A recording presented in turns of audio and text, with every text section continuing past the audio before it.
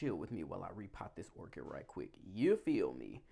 So let's start with our supplies. So you need your orchid, then you need some clean gardening shears, you need a new pot, we need our potting media. In this case, we're going to use bark, and we need a bowl of water. So we're going to start by soaking our bark and our potting media in the water. Now let's get to the fun part. So we're going to start by removing the orchid from its original pot. And we don't need that, so we're going to toss that. We made a little bit of a mess there, but you know, these things happen. So we're going to get rid of the old pot, get rid of that old potting media on the desk, and everything below that air root is dead. So we're going to clip all that off. And then we're going to take off some of these dead leaves that are dying and are no longer serving the plant.